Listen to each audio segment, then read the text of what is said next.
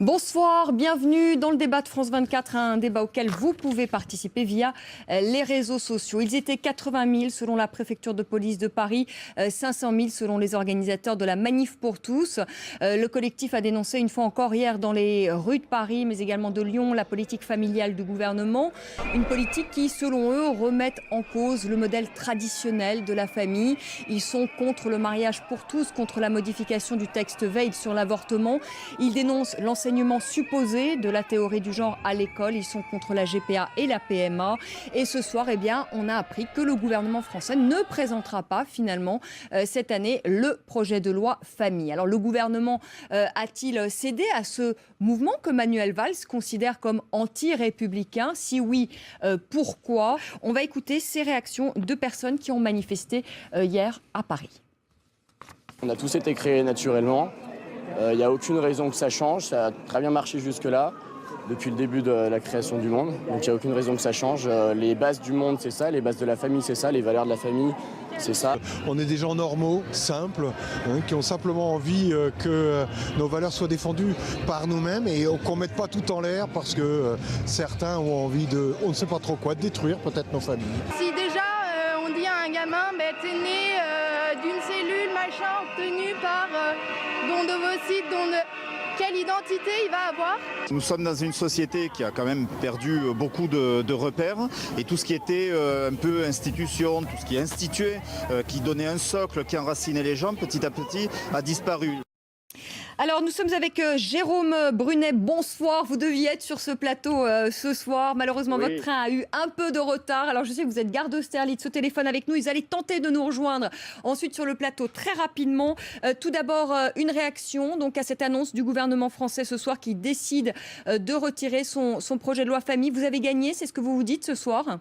Non, pas du tout. Ce que je me dis ce soir, c'est que c'est une étape, j'espère que c'est une étape vers un dialogue, le dialogue que nous demandons depuis maintenant plus d'un an.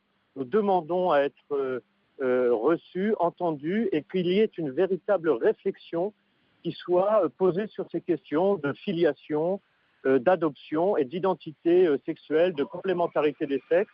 Et tout ça pour vraiment répondre à qu'est-ce qui est souhaitable pour un enfant, pour qu'il se construise, pour qu'il puisse être un adulte qui tient debout.